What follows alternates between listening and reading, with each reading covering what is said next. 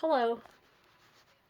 Before I started reading the next chapter, I got to thinking I probably should show maybe one of my blocks from my quilt that is the Old Testament. Now, mind you, I am not an artist and I'm not really sure what that creature right there is, but hey, we'll work with it. Kids like it. And you can remember that we read about how the world was created, the animals, and then we come over here, and then God, He took the rib and He made Eve, and there's Adam and Eve, and then we talked about the Garden of Eden and how beautiful it was, and the crystal clear water, and then we talked about naming the animals, and we talked about Him resting. And actually, on this one, I have in the beginning, God created the heaven and the earth. And then we'll get to the end. I've got that one on there too. And we have over here, let me raise this up. We have the snake talking to Eve and them partaking into the tree that caused a lot of grief. Wrong thing to do there, huh? We also have here Cain and Abel, and then him killing his brother and trying to hide it from God. God knew. But now we're getting ready to do a new chapter. And I'm not going to tell you what this one is. This block here, I'm going to let you figure it out on your own. Use your imagination. I got twos here, two animals. And then there's this thing here, and their ramp. And this represents a rainbow. We'll find out here in a little bit.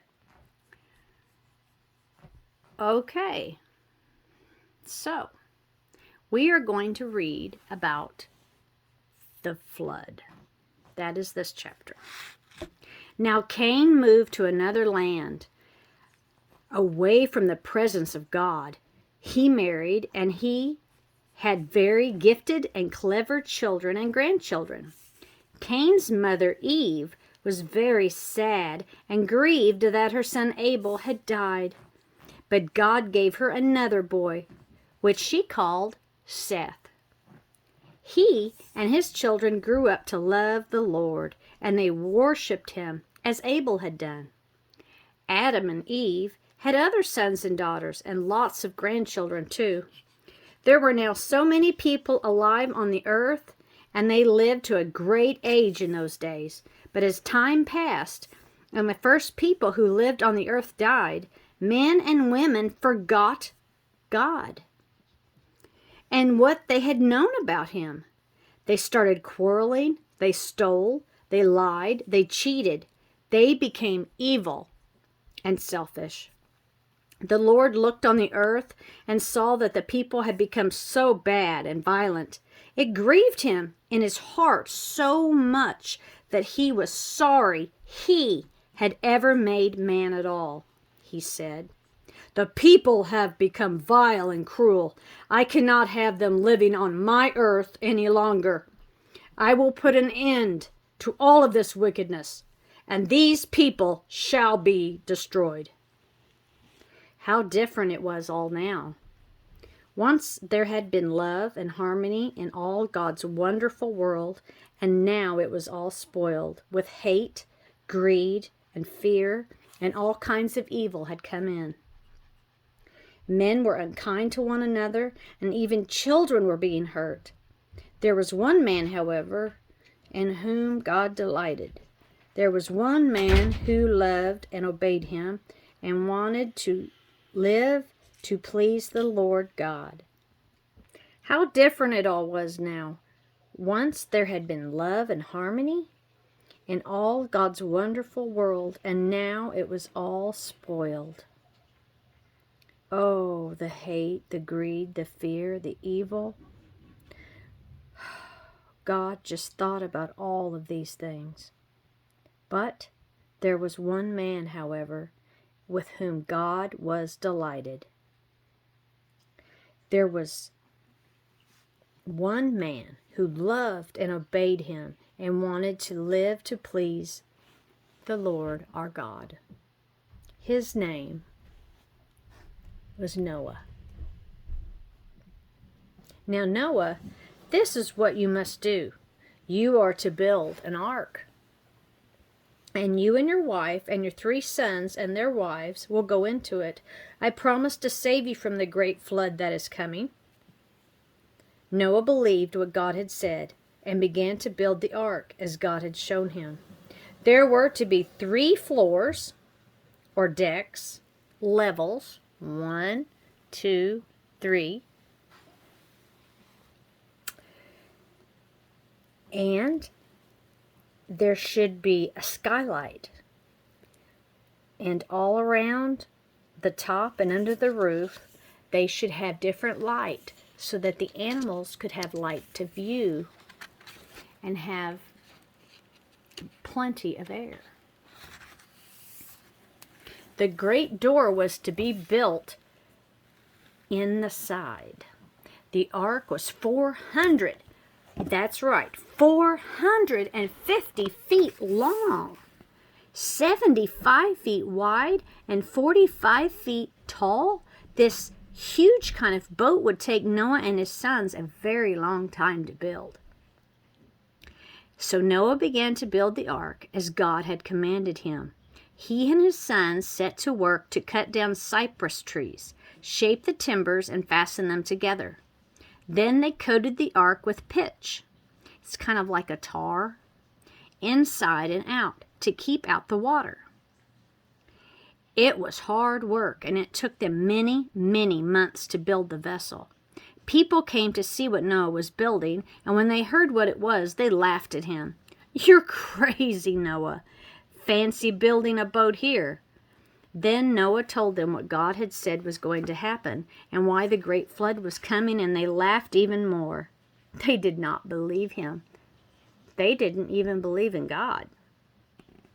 At last the ark was finished, and Noah and his sons began to gather all kinds of stores to put in the ark.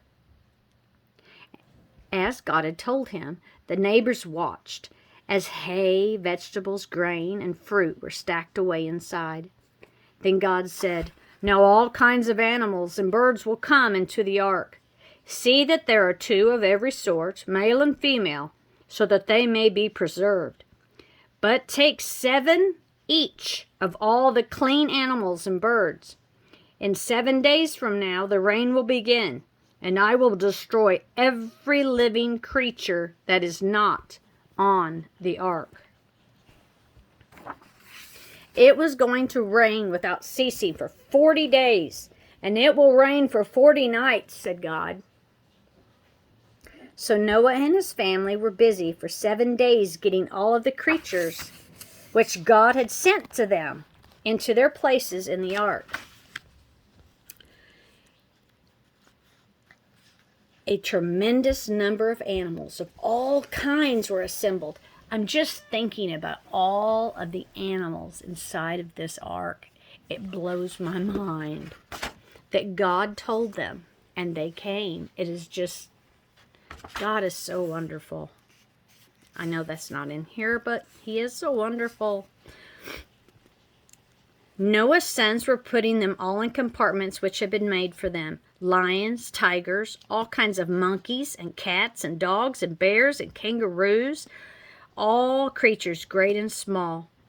There were places for all the birds to roost and corners into which all the lizards and insects could crawl. And last, the work was done and was all ready. The animals all settled down to rest and sleep.